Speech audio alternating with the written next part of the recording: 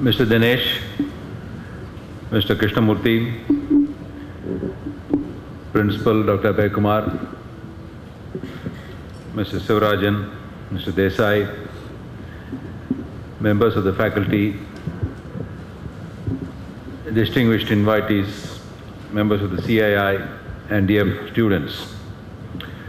At the outset, I think I must congratulate the Nativelead Foundation, particularly two of its founders, Mr. Sivarajan and Mr. Desai, for the bold initiative which they have taken in launching this in Madurai. I think the entrepreneurship exercise has been tried many a times in many institutions and also in this institution. But this time it is very different. Two determined people, two committed people, along with a group of others, with eminent people like Mr. Dinesh on board, have launched this, and I am sure they will meet with very good success in a very short time. I think our student community as well as our teachers are all very focused on placements. I think if it's a college, then it's one of the primary success criteria is that people must be placed. How are they placed? Where are they placed? What use are they to that organization? What is the knowledge which they acquired? What is the goals he set for himself? But what is he doing now? It is not something to be thought of, reckoned, or even recorded. Principal has been sharing with me for quite some time now that he is getting more and more requests for referrals from his old students who have put in few years in industry, are wanting to go back to higher education, or they want to go back to teaching, or they want to switch their jobs. So therefore this present Superfast Express, which provided great prosperity, great opportunities for a lot of people, is probably slowing down. So therefore time has come for students to pause a little bit and to think of other avenues other than placements in IT companies. I think entrepreneurship is certainly a great opportunity, and there if you get it right, it can be, there's nothing which can measure you, there will be no comparison to what you would have, a career you would have had in a great company versus your own company. So, of course, all the speakers ahead of me have very nicely put across the various facets of entrepreneurship. But as I can see it, we all know that great companies which exist today, like Sun, were all born in a laboratory. So can somebody here, some of our students, tell me what is Sun?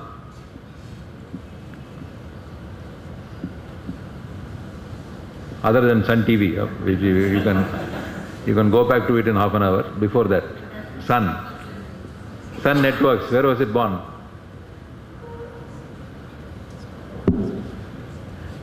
Yeah?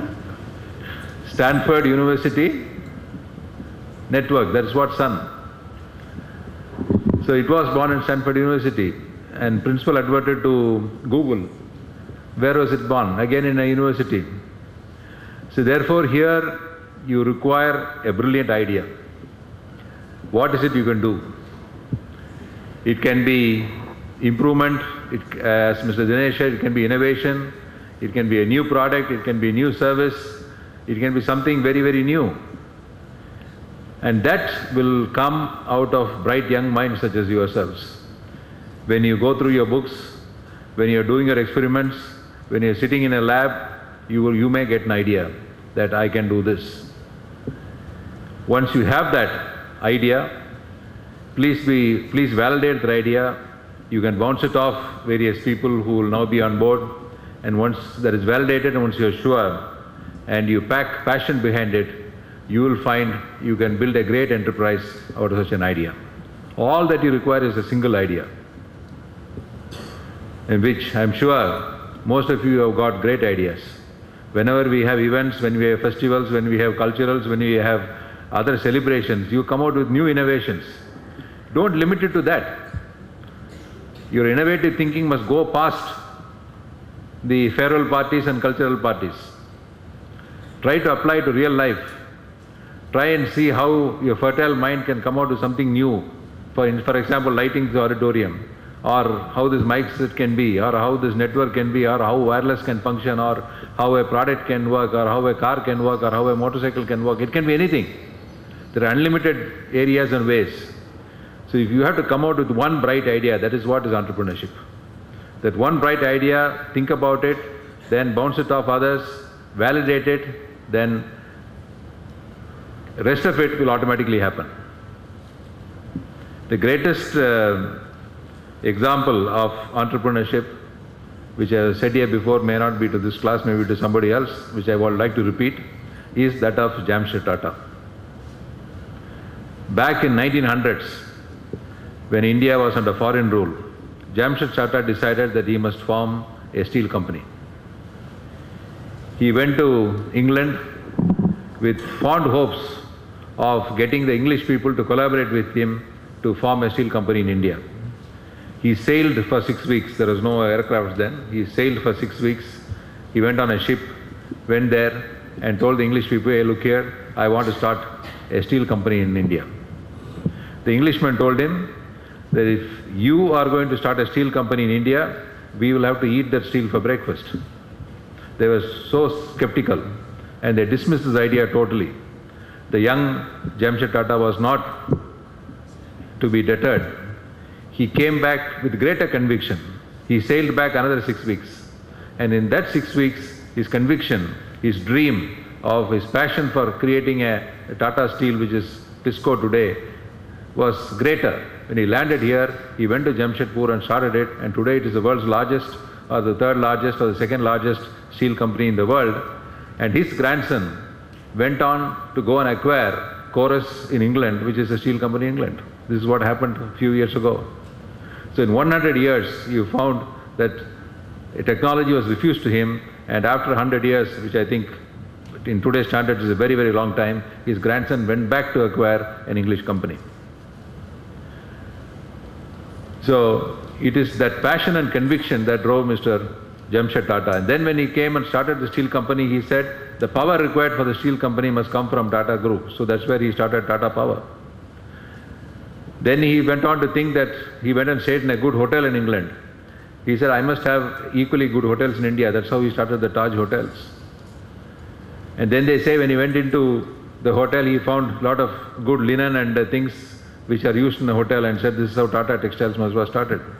So that went on and on.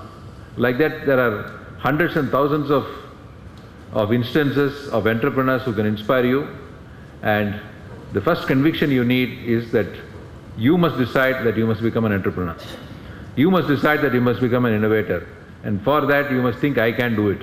If you can do it, you will find 10 ways you will do it. If you say, I cannot do it, there are a lot of constraints, then you will never find that idea.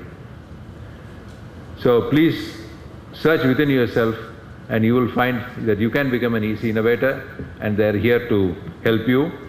And probably a dream which I have is there will be a professor who will hold a patent towards which work several groups of students would have worked along with him, and then from that can be born an enterprise. It is very easy, it is possible, and I am sure in this round of